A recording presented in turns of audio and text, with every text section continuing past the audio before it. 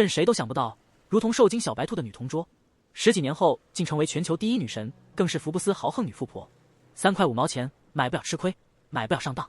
江一牙一咬，拍出这笔巨款，买下了她当媳妇。娶老婆就得下血本。朗朗的晨读声，声音清脆，充满了青春气息。高3一班，一位男生轻松走进教室，双手插在裤兜里，脚步悠闲的像是走进自己家里。身材高挑，长得帅气到能让路人都误以为是电影男主角，简直是直接 KO 了所有一线男星。教室里的女生们眼睛一下子就不受控制的瞪大了，简直像看到了自己喜欢的偶像团体出现在眼前。同学们停一下！班主任冯安老师走进教室，一边拍着手，一边打断了大家的自习课。咱班转来一位新同学，男生微微一笑，声音带着点懒散的气息。大家好，我叫江毅，你就坐后面空桌吧。班主任随意的指了指最后一排的桌子，接着匆匆离开了教室。可江毅的目光停在了第1排的位置，准确的锁定了一个人，纪书宇。他正小心翼翼的躲在同桌后面，悄悄的偷看着新同学。他的小脸蛋藏得半隐半现，就像个胆小的小兔子，正欣赏着眼前这位帅气的新男生。但是突然，江毅的目光就像闪电一样扫过来，精准的捕捉到了纪书宇的目光。纪书宇的心脏猛地一跳，脸一下子就红了，立马低下头，把自己埋进课桌里，像极了受惊的小白兔，一头扎进了3根草堆里。他心里小声嘀咕：看不到我，看不到我，好像这样就能避开他的视线一样。终于找到你了。江毅嘴角一勾，露出一抹意味深长的笑容。纪书宇这位看似胆小的女生，15年后可不简单，不仅是全球知名的女神，还是福布斯排名的女富豪。江毅怎么知道？因为他刚从15年后重生回来，临终的那一刻，他才得知他的心意。原来自己早已被他暗恋多年，所以昨天刚重生的江毅就果断做出决定，转学来到这里。江毅，这儿坐沈嘉禾突然在一旁招手，眼里透着不加掩饰的兴奋。坐我旁边。江毅微微一笑，点头回应，迈步走向了沈嘉禾的位置。全班男生、全班女生的眼中瞬间充满了各式各样的情绪：失落、无奈、羡慕、嫉妒，恨不得立刻变成江毅的影子。帅气男神，霸道校花，这对组合简直是天造地设。江毅走得一派潇洒，简直就像个走路带风的模特，步伐的每一步都充满了电影感，仿佛背景音乐都已经响起。当江毅走到第1排最里端时，突然脚步停了下来。咦，怎么回事？他皱了皱眉头，显得有些迷惑。沈嘉禾的心脏咚地漏掉了2拍，其他同学则面面相觑，完全不明白发生了什么。纪书宇的男同桌抬起头，显然在拼命回忆着什么，表情一副脑袋里搜索着天才答案的样子。江毅微微一笑，露出一个温和的笑容，然后白皙的指关节轻轻敲了敲课桌。你同桌挺漂亮啊。江毅笑着赞美道。男同桌的脸瞬间变得通红，像个刚被揭穿的小偷一样，条件反射的摆手。哪有，他就是。他支支吾吾，越说越没信心。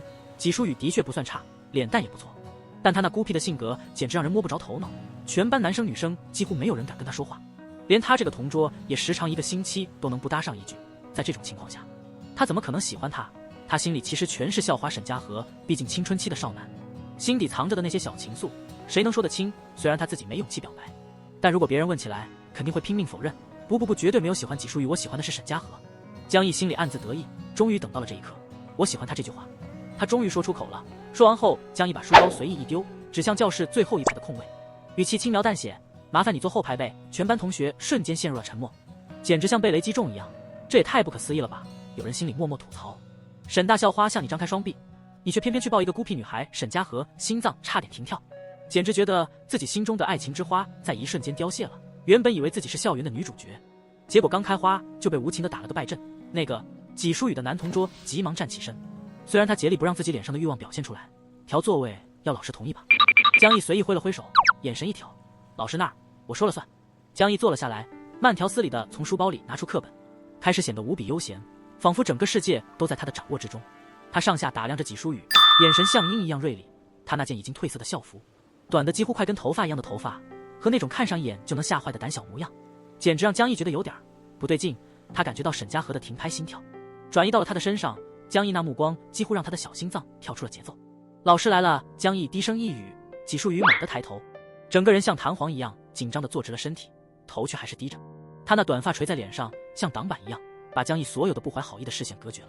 他没有抬眼，但却感觉到江毅的眼神在他脸上游走，像猎人盯着猎物一样。他随便瞄了一眼讲台，哪里有老师的影子？哼，居然骗我，坏家伙！纪书宇心里气得像火山一样要爆发，却不敢与江毅对峙，毕竟他也知道自己现在不过是个毫无反抗力的小白兔。突然，江毅身后的第2排传来一道女声，直接打破了教室的安静。喂，新来的，你确定不坐第2排跟我同桌？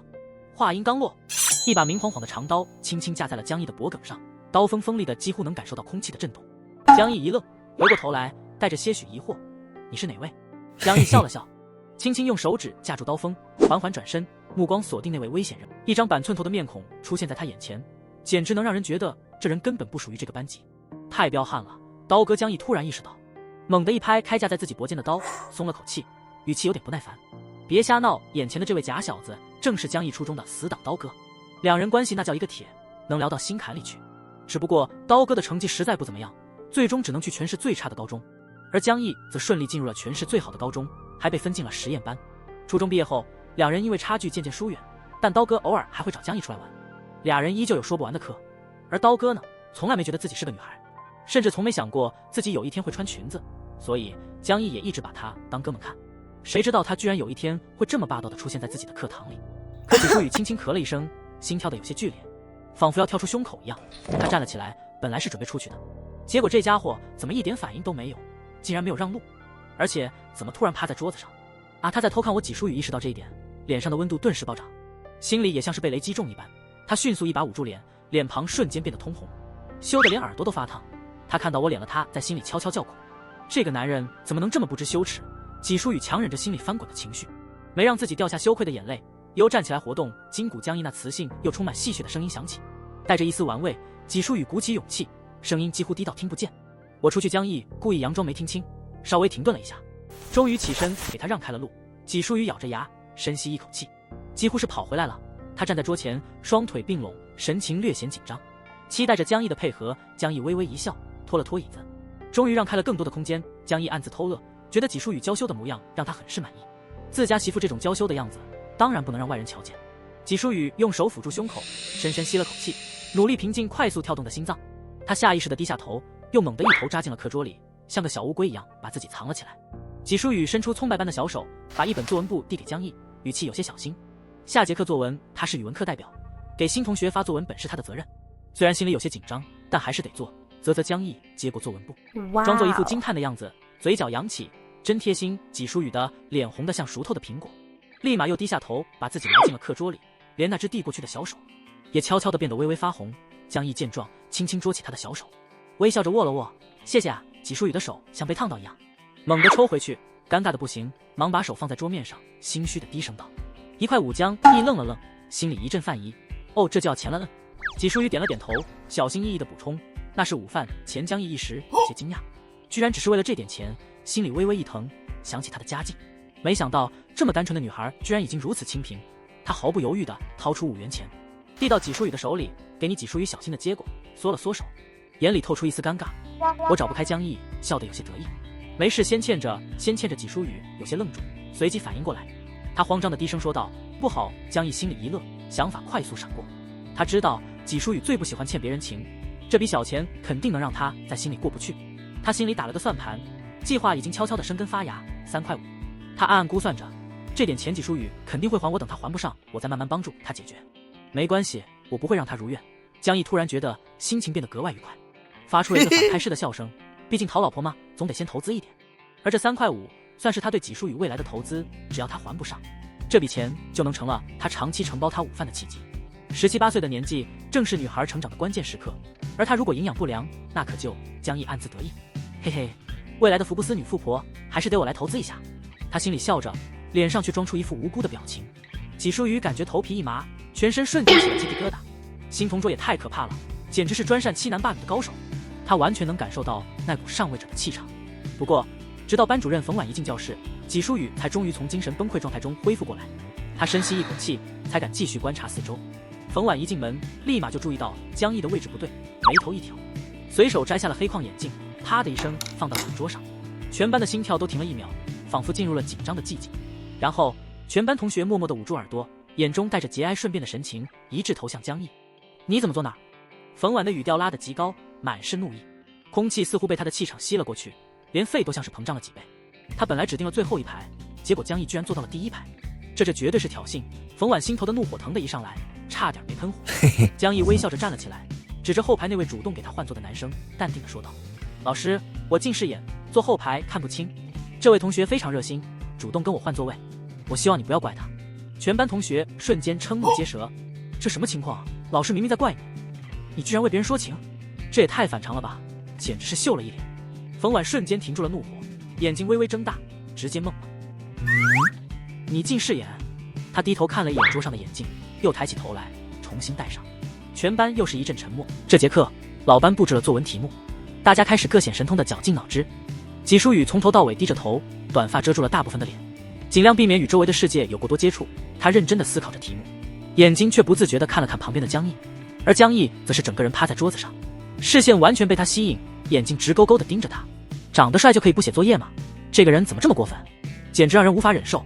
纪书雨的心脏突然加速跳动，耳朵也变得火辣辣的。他低头看着自己的作文纸，怎么写字都不成了。尽管看不到他的脸，江毅依然乐此不疲地盯着他，嘴角带着戏谑的笑意。耳朵红了，他轻声说道，笑着敲了敲桌面。纪书雨一愣，猛地抬手捂住了自己的耳朵，羞得像个红苹果。啧啧，手真白。江毅眼睛瞄到他伸出的手，忍不住发出感叹。纪书雨赶紧将手缩回袖子，捏住袖口，继续捂住耳朵，防止自己再被他调戏。太可爱了。江毅的笑容更深了，眼里满是戏谑和喜爱。下午的月考开始了，纪书雨一丝不苟地不停地写，完全不浪费任何时间，尽可能做完每一道题。江毅则完全不同，写题的时间用了一半，另一半时间都用来趴在桌子上盯着他。好不容易熬到了放学铃声，纪书雨如脱缰的野马，飞快地逃离了这令人煎熬的课堂。他的家离学校很近，毕竟是走读生，只要离开这片让他紧张的地方，他的心情就能瞬间轻松一些。突然纪书雨感觉到背后传来轻微的脚步声，像是幽灵悄悄跟随。他微微一紧张，知道是谁了。坏同桌江毅，今天他一直在他周围打转，那个熟悉的鞋跟声和裤管，这家伙肯定是在故意捣乱。纪书雨心里开始默念，他又要干什么鬼事情了。江毅突然轻笑一声，故作无辜地说，你误会了，我是说我们住在同一单元，我对门而已。纪书雨有些无奈，这家伙根本没一句话是正经的。他决定干脆不理他，直接转身上楼。快到2楼时，纪书雨掏出钥匙准备开门，他没急着开，而是稍微停了一下，发现江毅站在他身后，目光闪烁，不怀好意。咔咔咔，门锁的声音轻轻响起，江毅居然笑着说，要不要进来坐坐。纪书雨心里一惊，发现江毅竟然真的住对门。这个小区这么老旧，防盗门上还有纱网，这下可好，自己每天都得被他骚扰，除了长得好看，其他一无是处。他嘀咕着，决定直接不理会。开门进屋，江毅懒洋洋地说道，我等你一起上晚自习。我不去晚自习。纪书雨回了一句，头也不回。江毅在自己房间躺下，透过纱窗看着纪书雨的门，嘴角扬起一丝笑意。他怎么不去晚自习？有事吗？想了想，江毅慢慢关上内门，留下一条小缝，心里想着，反正跟着他迟早能知道。果然半小时后，纪书雨悄悄关门下楼。江毅眼睛一亮，赶紧悄悄跟了上去，心中暗自得意，又有好戏看了。夜幕降临，纪书雨穿着校服独自一人走出小区大门，江毅则悄悄尾随在后，像只不怀好意的影子，心中暗自嘀咕，这个小姑娘晚上跑哪儿去？这么黑，万一遇到坏人怎么办？纪书雨走得很小心，3拐2拐穿过街道，拐进一些不太明亮的小巷。黑漆漆的环境让江毅心里一紧，悄悄放慢了脚步，生怕一不小心把他吓到了。最终纪书雨进入了一个稍微高档点的小区，敲响了1楼某户的门，江毅快速绕到楼前，躲在一个角落，透过玻璃窗偷窥了进去。纪书雨坐在书桌前，正在为一个初中年纪的小女孩补课，温文尔雅的样子让江毅忍不住皱了皱眉。她居然做家教。他从窗外看着这幅场景，心中却突然升起一丝怜惜。纪书雨的生活并不轻松，父亲公司破产，母女2人留下了庞大的债务，他为了生活只能在酒店洗盘子打扫卫生，靠微薄的工资艰难度日，每个月都要扣除生活费、学费，甚至还要攒下一些钱来偿还债务。江毅看着他身影，心头微动，他这么拼命是为了什么呢？为了那个远在天边的大学梦想。他的大学学费还远没有计划好，而他的未来似乎在这无尽的艰难中逐渐模糊。他坐在花园里，无聊地翻着手机，脑袋却早已开始运转。对于自己的高考，江毅丝毫不担心，学霸的标签绝非浪得虚名，清华北大简直是手到擒来。但是纪书雨的情况不一样，他的成绩提升需要更多的努力，而时间已经非常紧迫。如果他真想帮他，他不能继续让他做这个家教了。显然拿到他兼职工资的那个家庭并不富裕，这份工作太辛苦，显然不适合他，要怎么帮他呢？江毅心中有了一个主意，嘴角微微上扬。虽然现在的兼职不能继续，但他的收入得有，不能让他白忙活一场。那个小雨呀，现在学校减负了，我们不打算继续补课了。电话那头的声音一落，纪书雨愣住了，手握着手机，整个人像被雷劈了似的，呆呆地站在那里，完全不知道该做什么。小雨，你没事吧？你在听吗？我已经把这几天的工钱交给你表哥了。表哥？什么表哥？纪书雨一头雾水，脑袋更加混乱。这时，江毅在他旁边轻轻指了指自己，嘴角微微上扬。纪书雨彻底懵了，眼睛瞪大，心里震惊不已。是你缴了我的家教？他小心翼翼地问道，心里一阵不敢相信，他怎么也没想到坏同桌竟然做了这么一件事。江毅笑了笑，像个无辜的孩子，拍拍口袋，又摆了摆手，似乎是在示意他，钱在我这儿，不用谢。纪书雨几乎要气炸了，他的声音有些颤抖，你知不知道我和妈妈指望这点钱还债？话音刚落，泪水如同决堤的洪水般涌了出来。纪书雨再也忍不住，猛地哭了出来，所有的情绪在这一瞬间爆发，他的眼泪止不住的流下。你一个大少爷，怎么能不理解穷人的苦处？他哽咽着，愤怒和无助交织在一起。拿人家寻开心也就算了，可你退了我的家教，是要断我们母女的活路啊，你知道吗？你让我们生活更艰难，这可怎么行？江毅完全没有料到纪书雨会如此激动，虽然他的心里有些愧疚，但他并不傻，知道自己必须尽快澄清。书雨，别急，先听我说。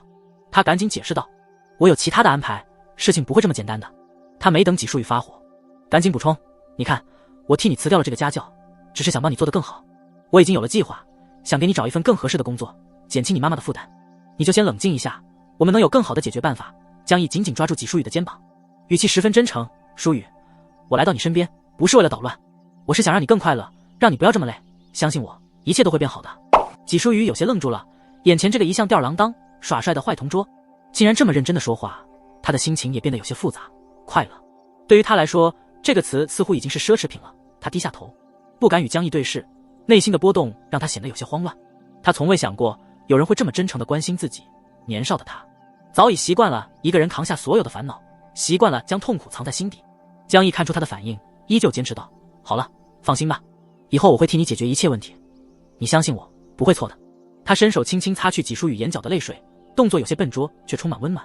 纪书雨下意识地躲开了他的脸，心中满是矛盾和挣扎。他不习惯别人对他这么温柔，尤其是眼前这个曾经让他心生烦恼的坏同桌。突然，楼下响起了高跟鞋的声音，打破了两人之间的短暂宁静。江毅收回手，转身向门口走去，准备离开。他从口袋里掏出钥匙，慢吞吞地转动门锁。这时，一位面容秀丽的女子踏着轻盈的步伐走了上来。她的衣服虽然不新，但穿得得体，展示出她的优雅和好身材。虽然没有化妆，也没有做过多修饰，但她那种与生俱来的气质仍然让人感到温暖舒适。这位女子正是纪书雨的母亲白芷云。她走到2楼，停下脚步，静静地候在一旁。由于老式小区的格局，两家门口距离非常近。她轻轻站在门前，目光看向纪书雨和江毅的方向，却没有说话。江毅向她点点头，微笑着示意阿姨好。随后他没再多做停留，轻轻关上门，消失在楼道里。哦，白芷云明显对江毅产生了兴趣，眼睛一亮，随即笑着问道，学习怎么样？纪书雨低下头，微微皱眉，回答道，一中转过来的。那么说学习肯定不错吧？白芷云继续问，语气充满了好奇和期待。纪书雨赶紧摆摆手，语气有些无奈，应该是吧。他不想让妈妈误会，觉得他对江毅有什么兴趣，毕竟那个坏同桌一天到晚各种搞怪，怎么可能让他心动？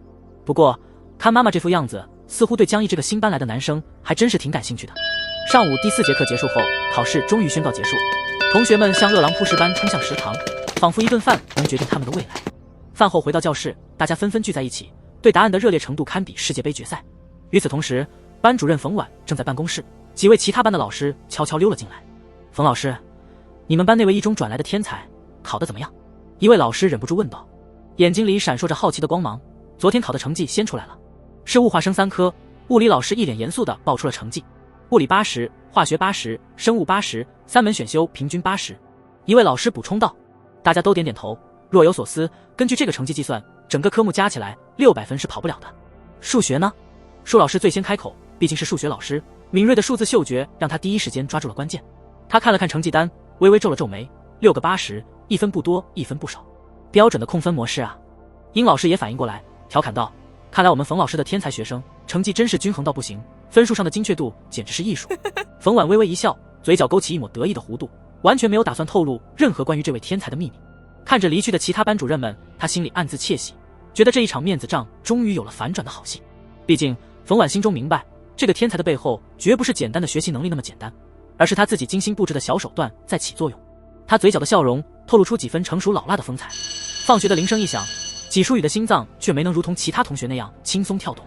书雨，突突然从路边传来一声呼唤，纪书宇心里一紧，赶紧加快步伐，试图与江毅拉开距离。他可不想让妈妈看到自己跟男生站在一起，这事儿肯定得避免。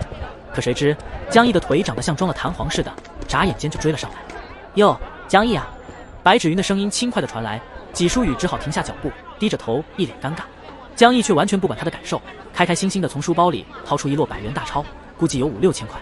他一边笑着，一边递给白芷云，笑容里带着些许温柔，仿佛这钱是从天而降的珍宝。这是给舒雨的。江毅的声音里充满了溺爱。纪书雨大脑瞬间宕机，什么？给我的？白芷云同样一脸疑惑，看着手里的钱，眼睛瞪得大大的。5、6千块，他自己都觉得这笔钱堪比天文数字，毕竟对于他们母女来说，这可是个不小的数目。这是舒雨的工资。江毅大喘气，终于补充完整。纪书雨有点愣住了，工资？那他家教的工资不过1个月1000多块，怎么可能这么多？舒雨把原来的家教辞了。江毅继续解释，他找了个新的家教工作，赚的钱更多。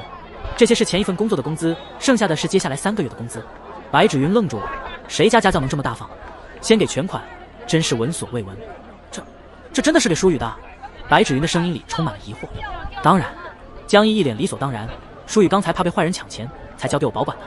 白芷云闻言，一边点头一边笑道：“那真是太谢谢你了，小江。”他转头对纪书雨说：“快谢谢你同学。”纪书雨的脸瞬间涨红，心里一阵郁闷。什么叫谢谢啊？这些辛辛苦苦赚来的钱，竟然被江毅拿来当做给妈妈的礼物，还让我道谢。他用力扭了扭身子，表示拒绝。没事，心里却默默吐槽：要谢他个鬼啊！周4，一模考试如期而至。这场全市统一排名的考试，对于16中的同学们来说，简直就像是新鲜的水果，大家都盯着，期待着这个分数能给自己带来什么惊喜。然而，考试的难度果然不低，很多老师都提前给学生打了预防针，生怕学生万一考砸了会痛哭流涕，甚至想退学。在大家的煎熬中，成绩终于开始公布。班主任冯婉一脸严肃站上讲台，像个宣布战争胜负的将军。沈家和早已紧张的胸口一阵剧烈起伏，满脸痛心疾首的模样，像是已经预感到这次第一肯定不是我了。他哀叹道：“我完了，这一回我肯定考砸了。”冯婉打开成绩单，开始念道：“第1名。”他停顿了片刻，目光在全班同学身上扫来扫去，似乎故意吊着大家的胃口。沈家和525分，也是全校第1。冯婉终于报出成绩，沈家和眼睛一亮，像是中了彩票一样，双眼放光。哇，太意外了！我这成绩竟然……但冯婉没有立刻结束，继续低头念道：“第2名。”他顿了顿，这次似乎卖起了关子。纪书雨524分，咱们班第2名，也是全校第2。真的假的？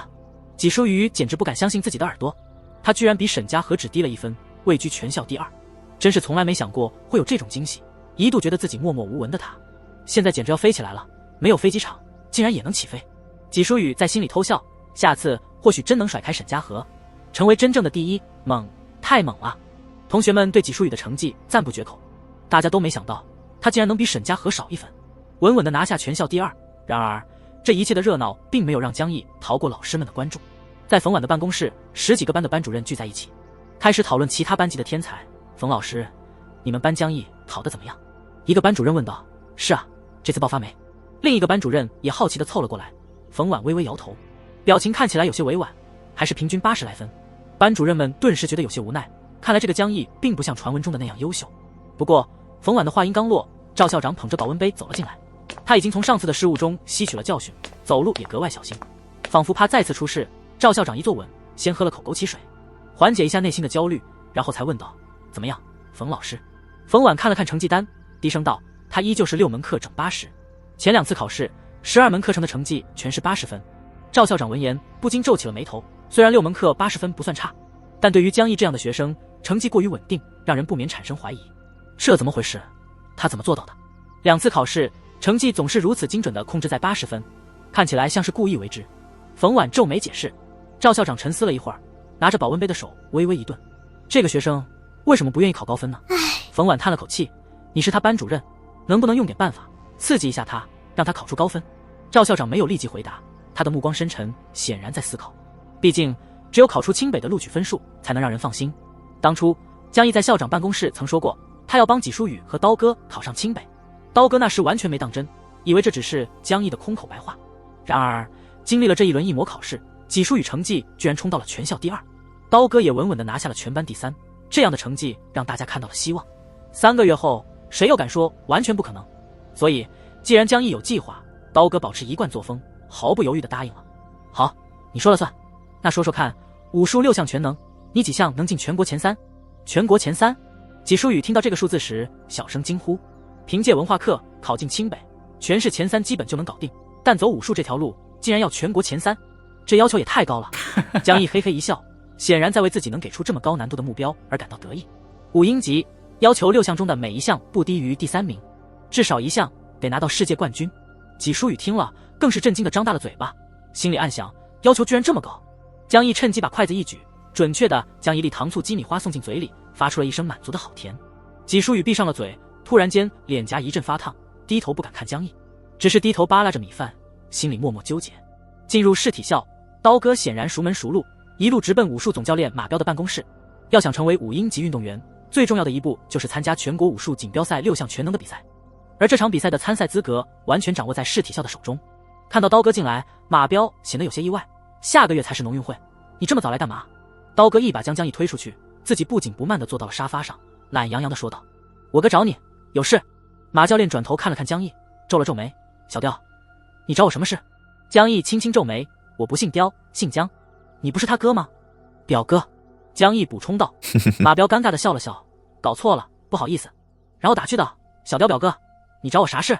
江毅没有理会这些小插曲，直接开门见山地说：希望马教练行个方便，让我妹妹参加6项全能赛。马彪眼睛一瞪，这不可能。江毅并不感到意外，冷静地将3万块钱顺着桌面推过去。马教练，行个方便，肯定不行，多少钱都不行。马彪断然拒绝，显然是想保持立场。然而这位马教练似乎不是那么容易被钱打动，显然他对金钱的诱惑并不那么感兴趣，真的是个标字当头的硬气人。那是因为他的功夫是实战型的。江毅接着解释道：6项全能只看表演套路。马彪的眼睛一亮，这才察觉到了江毅的意图。哦，改学套路。江毅点了点头，笑道：我妹妹的武术功底非常深厚，改学套路应该不难吧？马彪露出了思考的神色，不难，1、2年必有所成。江毅皱起眉头，显然时间有些紧迫。那不行，时间太长。江毅摇了摇头，语气认真：4月的省农运会，我们必须拿到全国锦标赛6项全能的参赛资格；5月的锦标赛要拿到5英级运动员称号。另请高明吧。您啊。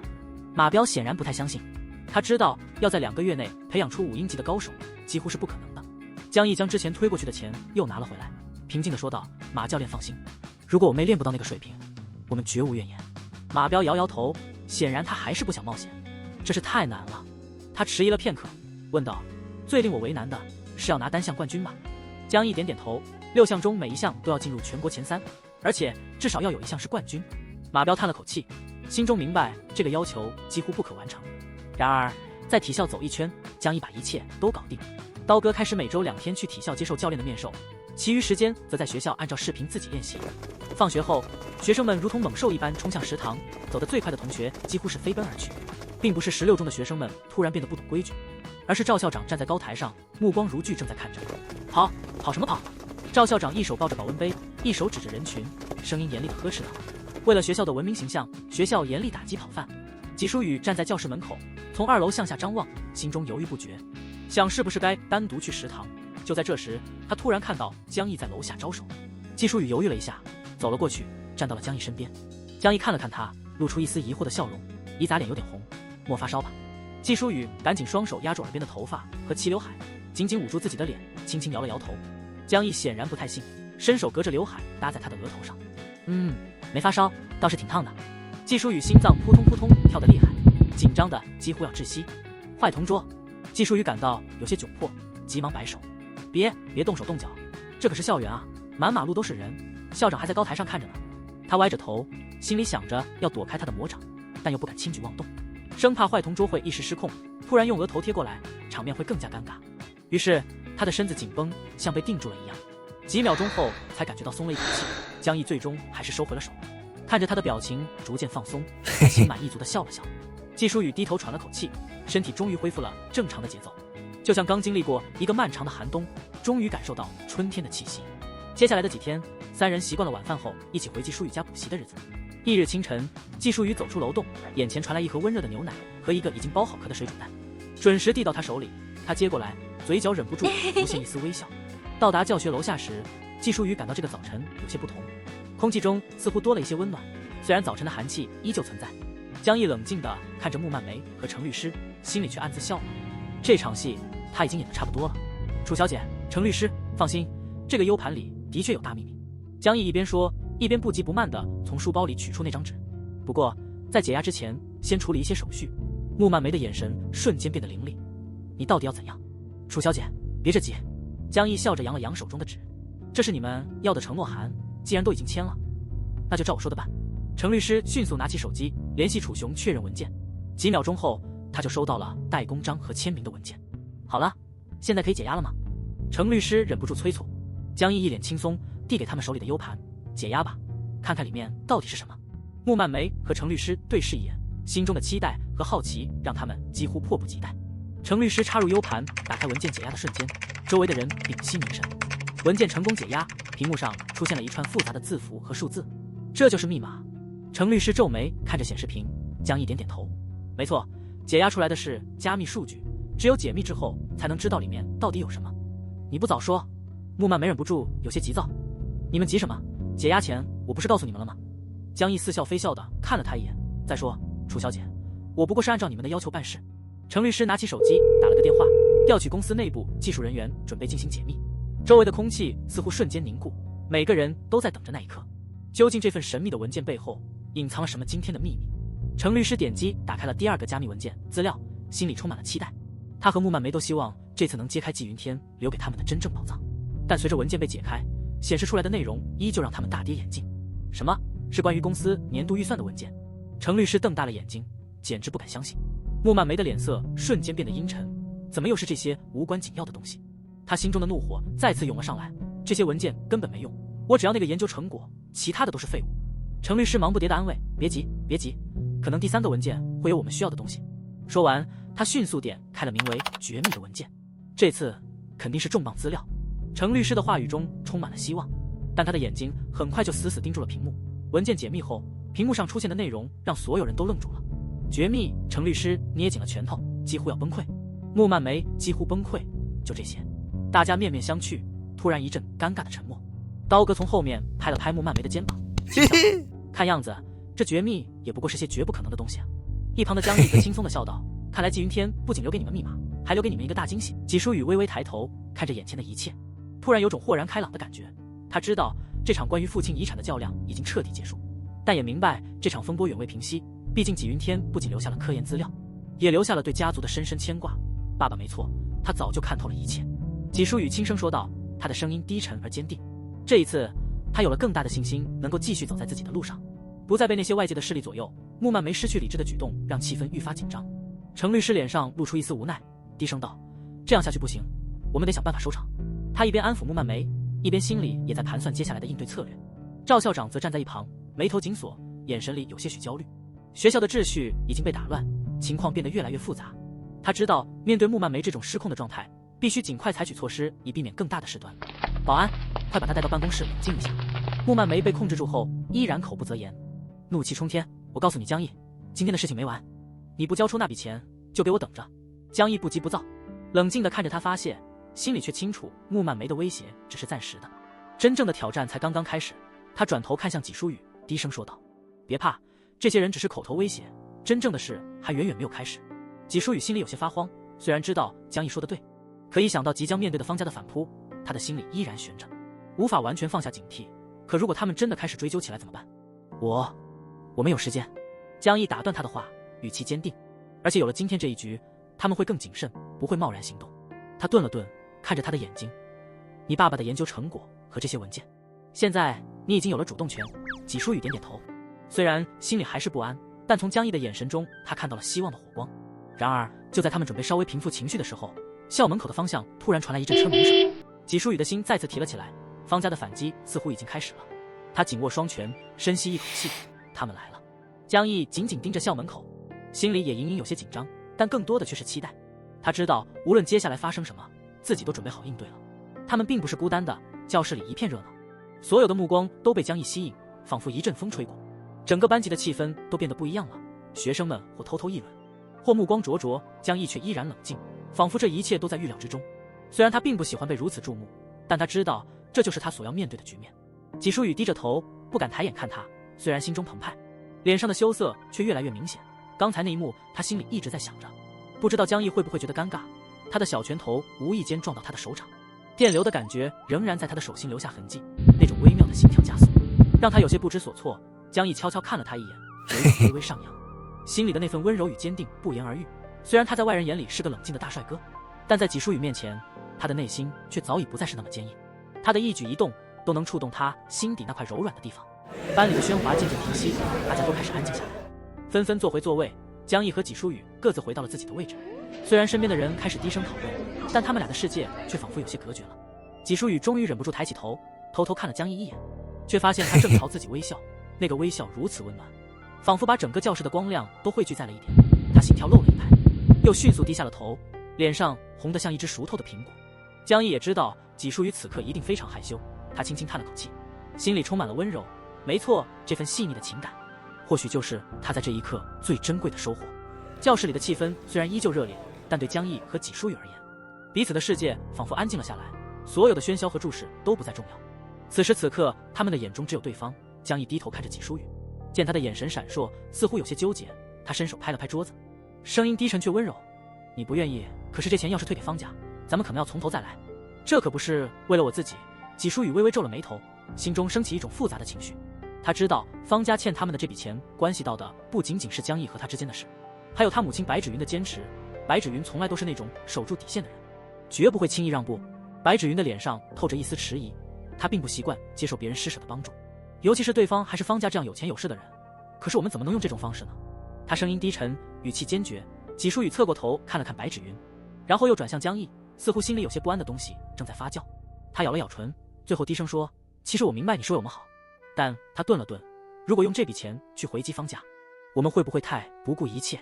江毅微微一笑：“不，纪书雨，你误会了，我是想给你们一个新的开始，一个没有方家纠缠的未来。”沈家和从旁边插嘴，轻松地说道：“我看你们都挺麻烦的，干脆给我点钱，我替你们解决。”他的话让周围的气氛稍微缓解了一些。纪书雨无奈地看了他一眼，强忍住笑意，也罢，既然这么坚持，钱就还是暂时放着。江毅最终放下了手中的手机。不过方家这一回还是得给我们一个交代。纪书雨默默地点了点头，心里的一些疑虑渐渐浮现。他知道这笔钱对他们来说意味着什么，但也清楚地意识到方家的反击可能会非常迅猛。他转过头看着江毅，心底的那份复杂的情绪似乎在不经意间加重了几分。不管怎么说，先解决当下的事再说吧，他自言自语地低声说道。江毅点头，目光中有一丝坚定。而此时沈家和则已经开始悄悄摸索着在课本里找出几个资料，准备应对接下来的课业挑战。这钱本来就应该是父亲的，凭什么人方家想拿就拿？好，不退。白芷云点了点头，嘴角挂着一抹坚决的笑。家里欠的债务已经够多了，凭什么让那些心怀鬼胎的人得逞？江毅晃了晃手里的手机，放心，我的钱又不是白来的。白芷云苦笑了一下，心情有些复杂。他沉默了片刻，终于开口道：“其实我们家还在背着一些债务，如果你把钱转给我，马上就得被扣走。”纪书雨猛地抬起头，眼睛里满是惊讶，差点没把嘴巴张成 O 型。不是说债务都还清了吗？原来妈妈一直在瞒我。他的心顿时被一阵愧疚和无奈填满，眼睛瞬间又低了下去。江毅看出了他的情绪，连忙拍拍他的肩膀：“咦，没事的，钱先放我这儿，以后我可以帮书雨付大学费用。”白芷云脸上露出感激的笑容：“那就太好了，谢谢你了，小江。”他心头的石头终于落下了一半。他一直担心的不是那些债务，而是女儿上大学的学费。这些年账户上的钱一到账就被划走了，简直是看不到希望。而江毅这次搞回来的这笔钱刚好能够解他燃眉之急，这下轻松多了。他深吸了一口气，心里终于有了一丝安慰。他转向江毅：“小江啊，咱们的生活费也得分一分，天天这么吃，咱也得考虑一下日常开销。”“咦，真不必。”江毅笑着摆摆手：“方家不是多给了20万吗？就当是我们共同的生活费了。”白芷云叹了口气，似乎不愿意提起那些事。他犹豫了片刻，还是开口道：“这20万拿了也心安理得，毕竟那是方家欠我们买手镯的钱。”方家欠买手镯的钱？江毅和刀哥都一头雾水，甚至纪书雨也露出了困惑的表情。穆曼梅之前曾给过单据，说紫烟翡翠手镯的钱是方雄付的。白芷云见大家都一副疑惑的样子，便开始解释：“那对手镯其实是你爸看中，买下来送给我生日礼物，那时他手头紧，方雄就替他画了信用卡。回去之后，你爸立刻把钱还给了方雄。可是方雄觉得那手镯特别漂亮，非要再给他老婆买一只，顺便还说等我们2个孩子都结婚了，正好配成一对。你爸白手起家，方雄从一开始就跟着他，后来公司做大了，你爸也给了他不少股份。方雄其实是希望你和他儿子能有点什么瓜葛，这样一来，公司的掌控权就都在一家人手里了。路过车棚时，江毅看到一群学生正在给自行车打气。今天是周五，大礼拜回家的日子，空气中弥漫着一股假期的轻松气息。刀哥随口问道：“江哥，今天回家吗？”“回去一趟。”江毅耸了耸肩，打算回家看看爸妈。“你呢？”刀哥边拍着自行车边问。“我也回去，家里有点事。”刀哥语气里带着些许无奈，像是家里又出了点什么奇葩事。江毅抬起头看向家的方向，心里想着是时候回家看看老爸老妈了。正当他在脑海里盘算着回家的路线时，突然听到背后传来一个熟悉的声音：“舒雨妹妹。”江毅的思绪瞬间被拉回现实，他下意识地转过头，前方路正中站着一个小青年，手里捧着一大束鲜花。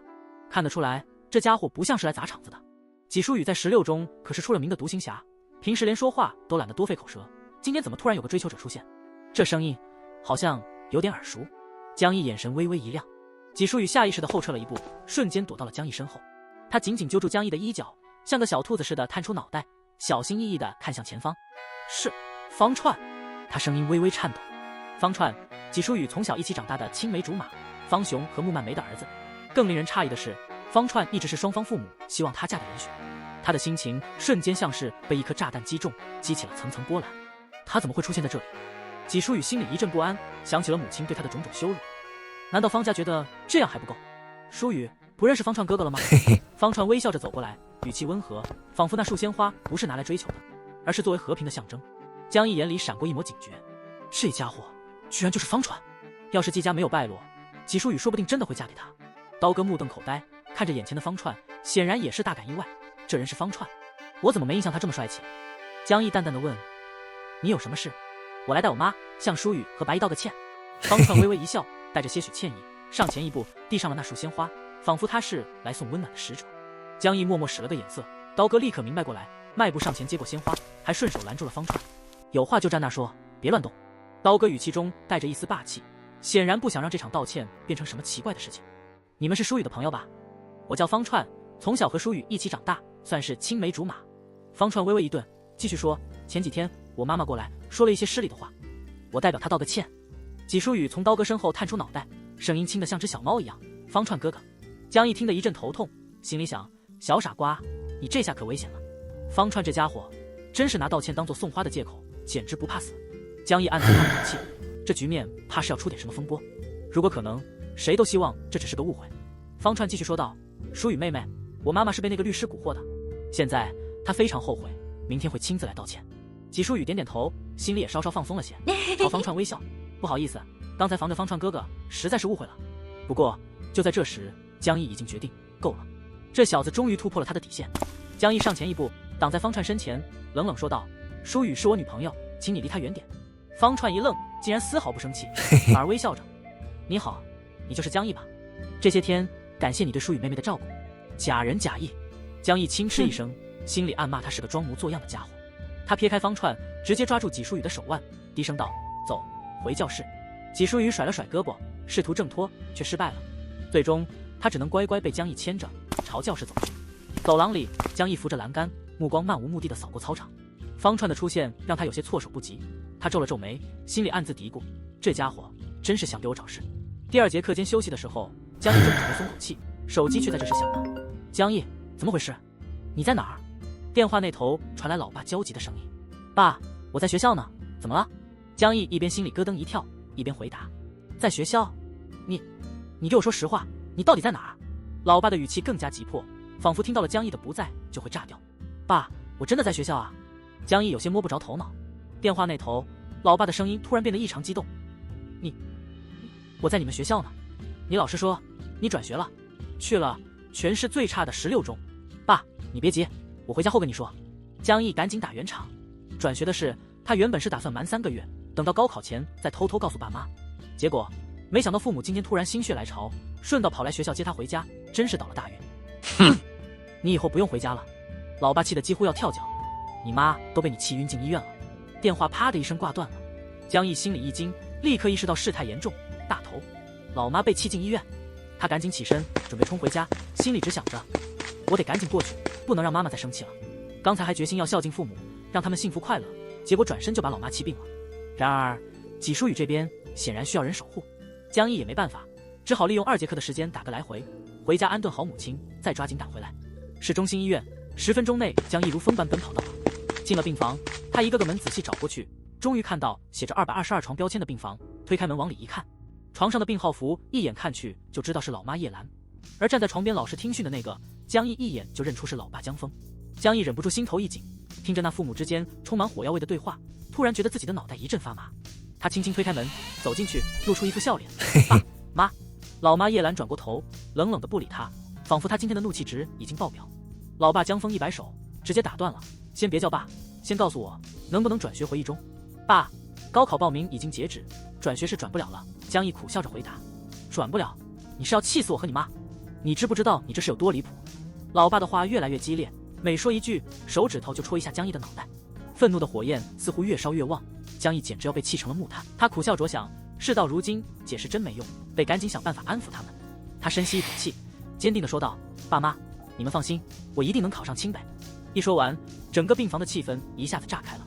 老爸和老妈眼睛一瞪，愣了一下，随后更激动了。“清北？”老爸盯着他：“你又不是，你怎么保证？”“我保证，绝对能考上。”江毅一边心里默念。老爸怒道：“考清北？你还知道你要考清北啊？”老妈终于忍不住了，从床上跳起来，两眼含泪，轻轻捶了一下江毅胸膛。16中那水平，你也不看看是什么样子。又捶了一拳，就算老师亲自上阵，也考不上清北啊。虽然老妈的手下并不重，江毅倒是挺想让他多打几下，发泄气，打完也就好了。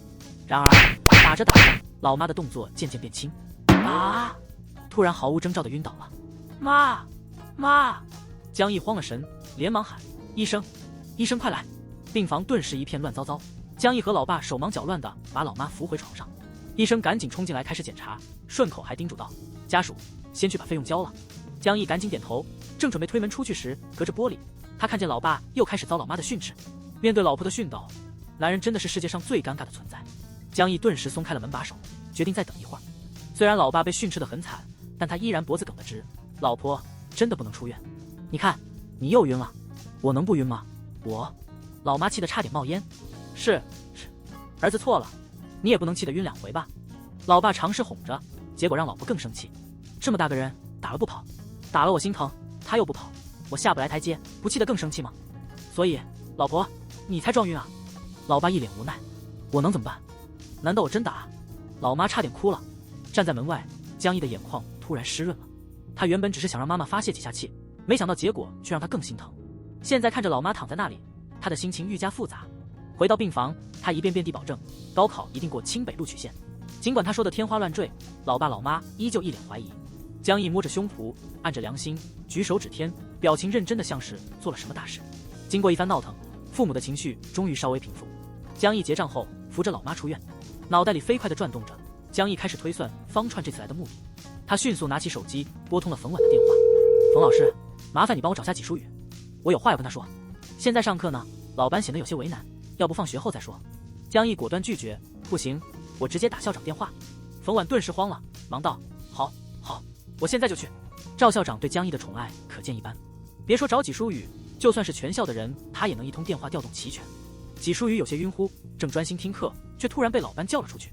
接过手机后，江毅的声音传了过来：“书宇，我猜到方串这次找你的目的。”江毅继续说：“他找你只能有2种目的，第一是为了得到紫烟翡翠手镯，第二是为了我们从他家拿到的100万。”纪书宇冷哼一声，想挂电话。坏同桌真是不希望我好。他心里嘀咕着，方家现在除了他们家，还能有谁跟季家有点联系？他怎么这么希望大家都跟自己绝交？江毅的声音依旧不慌不忙：“你先别把方串想得那么好，如果你把他当成坏人，结果他反倒是好人，那你是不是还能意外收获点什么？”接着他低声叮嘱：“还有一点，记住，千万不要单独和他待在一起。”纪书宇一声不吭，如果不是老班在看，他早就挂掉电话。坏同桌凭什么说方串哥哥是坏人？大礼拜！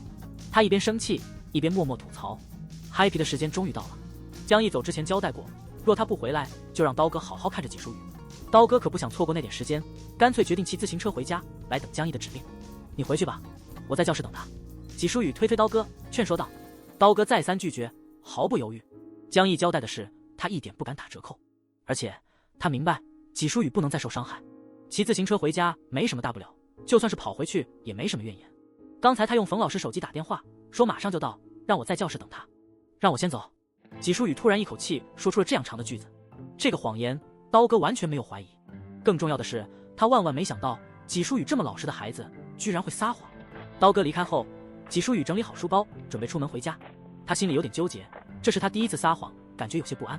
正当他陷入沉思时，一声温暖的招呼传来：“书宇妹妹，来，我帮你拿书包。”纪书宇抬头一看，方串正站在门旁，他的表情和蔼，笑容灿烂，身穿得体西装，简直是让女生们都忍不住尖叫。翩翩君子，应该就是方串哥哥这样的形象吧？方串谈笑风生，一直逗纪书宇开心，显得既亲切又温暖。离学校越来越远，周围的行人渐渐稀疏，空气中的静谧让纪书宇感到一丝不安。方串突然转变话题，语气平和：“书宇妹妹，我妈和白姨各有一只紫烟翡翠手镯，你知道吧？”紫烟翡翠手镯，纪书宇心头一紧，瞬间觉得有些不对劲。见他沉默不语，方串微微一笑，似乎早已预料到他的反应。他从怀里掏出一只精致的手镯，轻轻递到纪书宇面前：“这只手镯算是我妈妈道歉的赔礼。”不，纪书宇手忙脚乱地推回去，心中瞬间掀起一阵自责。方哥哥和方姨的好意，他竟然一开始误解了。刚才他还以为他们是来抢妈妈的手镯，这简直是侮辱了方串和方姨的好心。纪书宇，你真是太小心眼了。他不禁自责，回忆起妈妈曾经说过，紫烟翡翠手镯是爸爸为妈妈买的，2只手镯的钱也都是爸爸出的。按理说，收下这只手镯理所当然。那时他满心以为2家的关系已经决裂，才会有那样的误解。回到家，纪书宇犹豫了一下，还是给方串打开了一瓶可乐。家里原本没有饮料，这瓶可乐是江毅买的。方串看了看屋子，眉头微皱，轻声说道：“书宇妹妹，你和白姨就住在这样的房子里吗？”纪书宇有些不知所措，低声道：“没关系的，习惯了。”方串连连摇头，眼神中带着一丝怜悯：“高考结束后，我可以帮你们在市区租一套更好的房子。”纪书宇沉默了，他不知道该怎么回应这一番好意。嘘寒问暖过后，方串似乎有些犹豫，终于开口道：“书宇妹妹，纪书生前曾希望我们俩能结婚。”纪书宇的脸一下子沉了下来，低头不语，轻轻摇了摇头。他从来没有这样想过，也不希望别人提起这件事。方串看出了他的反应，语气缓和了一些：“我没别的意思，只是想看看紫烟翡翠手镯配在一起有多漂亮。你能戴下给我看看吗？”纪书宇低头看着那只手镯，心中一阵波动。紫烟翡翠手镯通体碧绿剔透，围绕着一圈紫色烟雾，的确非常惊艳。可是他从来没见过2只手镯并排放在一起，这只手镯是2家各持1只。他轻声说道，目光避开方串。就在这时，门外的声音传来，江毅将校服随意系在腰间，飞快地跑回家。事实证明，纪书宇高估了人性中的善意。他兴冲冲地从房间里走出来，手里捧着一对紫烟翡翠手镯，笑着对方串道：“方串哥哥，你看。”然而方串此时的模样让他愣住了。他斜靠在沙发上，翘着2郎腿，嘴里叼着一根香烟，眼神懒散而冷淡。他吐出一个烟圈，随意地弹了弹烟灰，冷冷说道：“拿过来。”纪书宇心中突然涌起一股不祥的预感。方串现在的样子和先前那位温文尔雅的哥哥简直判若两人。“你什么你？拿过来！”方串不耐烦地喝道，语气中充满了不容置疑的命令。纪书宇被吓了一跳，几乎不敢相信自己的耳朵。“方串哥哥，你不是来道歉的吗？你不是为了手镯才来的吗？”方串不再掩饰，露出了一副冷酷的面孔。“紫烟翡翠手镯，你们母女俩不配拥有。”他狠狠地说道，语气中充满了鄙夷。纪书宇彻底愣住了，瞪大了眼睛，不敢相信眼前的一切。“方串，你是为了这个来的吗？”手镯已经骗到手，方串脸上露出了得意的笑容，先前的温文尔雅不过是他精心伪装的外表，他根本不是来道歉的，所有那些温暖的言辞和举动，只是他为了达到目的的伎俩。纪书宇的心狠狠地沉了下来，所有的信任和期待都化作了空洞的虚无。原来他的好意和信任竟然全被方串利用了，刚才那些温馨的时刻竟然全是假的，他太轻易相信别人了。纪书宇突然意识到，方串并不是为了解决什么问题，而是为了得到他母亲手中的东西，而他竟然傻傻地把一切当作真心相待。纪书宇的心中充满了后悔。“江毅，那个死孩子！”方串带着7分愤恨、3分不屑的语气说道，“我会让他死得很惨。上次穆曼梅在江毅身上吃了大亏，方串一直恨自己不在场，若他在，一定会把那小子狠狠修理一番。”纪书宇突然感到一阵深深的懊悔，他的一句话又把江毅拉进了这场是非之中。“拿来！”方串冷冷命令道，直接伸手抢夺紫烟翡翠手镯。纪书宇奋力抵抗，可惜他的力量无法与方串相比。方串成功抢过一对手镯，得意地笑道：“你们母女一无所有，永远都翻不了身。”纪书宇心如死灰，方串不但抢走了东西，还恶语相向，仿佛这不是一场简单的交易，而是一场侮辱。方串放声大笑，仿佛喝了一大瓶可乐般畅快。拿着2只翡翠手镯，他拉开防盗门。突然，楼下传来一声响动，砰！一个身影迅速冲上楼梯。江毅气喘吁吁，刚从3公里外堵车的路上一路跑回来。他顺着惯性冲进屋，正撞见方串准备离开，把方串顶回房间。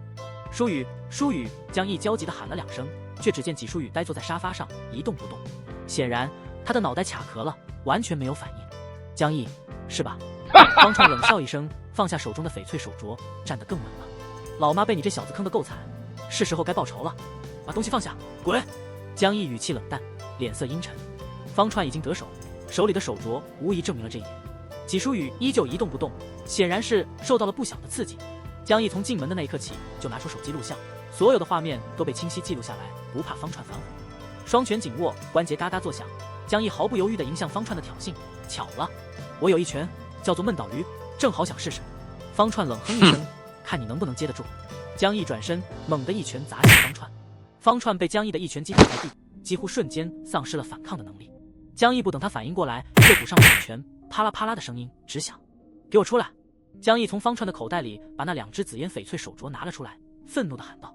方串整个人摔倒在地，眼圈乌黑，嘴角红肿，鼻子不止流血，仿佛一个血人。他捂着鼻子试图站起，但鲜血像喷泉一样流个不停。江毅扬了扬手中的手机，嘴角勾起一抹冷笑：报警了！你入室抢劫翡翠手镯，价值15万。警察算算，这样的罪行该判多少年？手镯已经被拿走，画面清晰地记录下了这一切，再加上纪舒雨作为证人，方串恐怕是躲不过一场牢狱之灾了。方串捂着脸，狼狈地从地上爬起来，像丧家之犬一样滚爬着往楼下跑。舒雨，舒雨！江毅走到纪舒雨面前，轻轻推了推他，小声喊道。纪舒雨的眼神终于恢复了生气，他看到是江毅的身影，顿时松了一口气。坏同桌终于回来了，我怀疑他，却相信坏方串。他心里想着，觉得自己实在是太傻了。他不但没能保护自己，竟然还把江毅拉进了这场是非之中。纪舒雨心里一阵委屈，低头默默流下眼泪。他不想让江毅看到自己脆弱的一面，但一想到他为他做的一切，眼泪还是止不住地流了下来。没事了，舒雨。江毅轻轻拍拍他的肩膀，掏出那对手镯，轻轻碰击了一下，发出清脆悦耳的响声。你看，一对翡翠手镯都归我们了。这个方串简直是送货上门的快递小哥。他说着，带着一丝笑意，像是想用幽默缓解气氛，一边把手镯小心地戴到纪舒雨的手腕上。然而任江毅怎么劝，纪舒雨依旧沉默不语，只是眼泪像断了线的珍珠，一颗接一颗掉下来。今天方串的所作所为让他心碎的程度简直超过了上次的木蔓梅，这种背叛感简直让人心凉。纪舒雨低着头轻轻地抽泣着。江毅无奈地递上纸巾，叹了口气，继续尝试劝解。你看看，今天这事儿不是更糟糕，手镯没丢，反倒另一只还给你了，是不是应该高兴点？他眯着眼睛，一副你想想这事儿不挺好的模样。纪舒雨懂得这个道理，理智告诉他没什么可伤心的，反而是件幸运事。可是情感上的伤害却像涌来的潮水，硬生生把他推入了深渊。他觉得自己太轻易相信别人，方串的嘴脸更让他对人性感到彻底失望。20多年的交情，竟然在利益面前显得那么脆弱。难道他才认识不到10天的江毅，真的是个可以信赖的人吗？江毅见状，立即转换话题，试图安抚他。你知道这个世界上还有一个永远不会让你失望的人吗？那就是你妈妈，她可是永远值得信赖的呀。纪舒雨愣了一下，眼里闪过一丝光彩。他点了点头，想到妈妈，内心竟然升起一股暖流。江毅鼓励道，你得坚强起来，和妈妈一起迎接未来的挑战，好不好？纪舒雨轻轻点头，声音微弱的回应。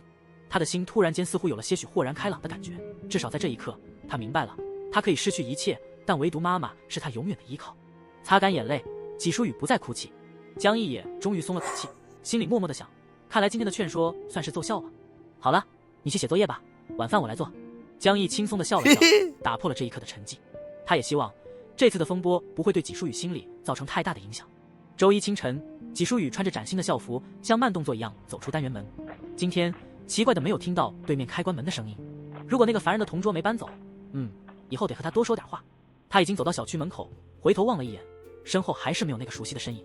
他的步伐开始越走越慢，心情也一点点变得沉重起来。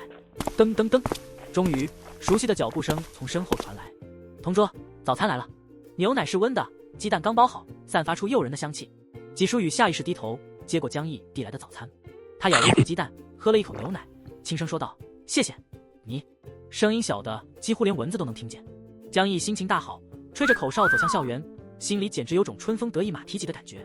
今天的天格外蓝，空气格外清新，就连刀哥看上去都清新了不少。遇到什么好事这么高兴？刀哥眼尖，马上就看出来江毅心情不一般。江毅冲纪舒雨做了个鬼脸，低声挠挠嘴。纪舒雨有些羞涩，抬头看到他的眼神，心里不自觉的一软。他克服了那层心理障碍，努力开口：“他看到你高兴。”哇！刀哥夸张的叫了一声，眼睛瞪得像铜铃一样大。他的表情像是看见了外星人，简直就是老虎跟我说话了现场版。江毅不仅说话了，还微微抬头朝纪书宇笑了笑，那笑容真是太迷人了。刀哥看了看纪书宇，又看了看江毅，不禁开始怀疑自己的性别认知。纪书宇虽然还不太自然，笑得有点腼腆，但他的努力已经表露无遗。他想要改变，也在慢慢尝试。纪书宇回到了座位上，江毅瞄了他一眼，微微皱眉：“干嘛去了？咋不说话？”他接着问。纪书宇只是在纸上刷刷地写下3个字：“不想说。”江毅瞪大了眼：“啥意思？不想说？你是我同桌，怎么突然变成了笔友？”他心里琢磨着，纪书宇8成是去洗手间遇上了什么麻烦事。强大的人不会在乎别人怎么看。江毅拍了拍他的桌面，得意洋洋地鼓励他：“他们的眼里只有自己的目标，记住了吗？”纪书宇停下了正在书写的笔，若有所思地看着他。过了一会儿，他抬起头，伸出白皙的小手：“江毅，谢谢你。”江毅一愣：“谢我啥？”纪书宇脸红了，眼睛闪烁着光：“谢谢你转学来，专门来帮助我。”江毅有些傻笑：“嘿嘿，我那不是脑袋摔坏了，跟不上你们一中的节奏才转的。”纪书宇翻了个白眼：“哼，骗人！”话音刚落，他啪的一声把江毅的卷子拍到桌面上。那卷子上面整整齐齐地排着12个80分，分数像是摆放好的艺术品。空分考试被你发现了。江毅看着他，心里一阵发毛，心想：早晚的事吧。纪书宇气得脸都红了，他的耳根更是悄悄地烧了起来。然而他努力镇定地看着江毅，深吸一口气，像是下了很大的决心：“我答应你的追求，毕业后开始交往。”他的声音有些颤抖，像在和自己较劲。但不管怎么说，他已经鼓起了很大的勇气。江毅拿起卷子，调皮地笑了：“那行，你这回可真是给我个任务了，不敢怠慢。”然后他开始耐心地给纪书宇讲解卷子上的难题。两个人的效率简直像是开了外挂，分秒必争。2周后，2模考试终于来临。按照惯例，1模考试虽然比高考简单一些，但2模才是最难的一次。纪书宇看着江毅，毫不客气地说：“你必须考出清北水准，否则就要立回1中去戒毒。”江毅皱了皱眉，不想让他和父母担心，暗暗决定火力全开。成绩发布的那一刻，江毅拿下了全市第1，而纪书宇则以全校第2的成绩甩开了第3名的沈佳禾40多分，已经稳稳地站上了重本线。刀哥虽然也有进步，但他的大部分时间都花在了操场上，毕竟他的目标是清北免文化成绩入学，不是单纯的考试分数。在江毅传授的太极拳和5位教练的倾力指导下，刀哥如愿参加了5月份的全国武术锦标赛，并顺利拿到了6项全能的参赛资格。转眼到了6月23日高考查分的日子，怎么样，查到没？刀哥坐在沙发上，边啃着西瓜边无奈地催促。江毅和纪书宇紧挨着，盯着电脑屏幕，看到查分网的页面像老牛拉车一样缓慢转圈圈。江毅的手自然地绕过纪书宇的腰，他忍不住脸一红，偷偷瞄了刀哥一眼，随即狠狠地掐了一下江毅的大腿。嗨嗨，我近视眼看不清楚。刀哥完全不在乎，语气轻松的像是在等午饭。他一点也不担心自己的成绩，毕竟拿到了全国武术锦标赛6项全能的第2名，他早已被清北录取，通知书只是时间问题。纪书宇却有些没底儿，毕竟他的名次每次都在疯狂飙升，从10万开外一路杀进全市前列。第4次模拟考试，他已经挤进了全市前20名，那可是最后一次考试。江东市的高考竞争激烈，每年清北最多只招收8、9个学生，纪书宇心中忐忑。他依靠在江毅肩膀上，手心满是汗，心跳的像是快要跳出胸口。终于，哦嚯，查到了！刀哥兴奋的一跳，吓得沙发都摇了摇。江毅全市第1，纪书宇第3，这下没问题了，清北稳了。刀哥兴奋地拍了拍江毅的肩膀：“走，走，去庆祝，吃饭，唱歌，蹦迪一条龙。”刀哥已经迫不及待地准备出发。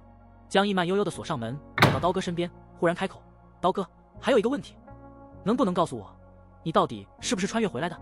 刀哥一脸冷酷地转过身：“再问，我砍你。”江毅无奈笑着，心里却感叹：刀哥真的是个谜，永远让人猜不透。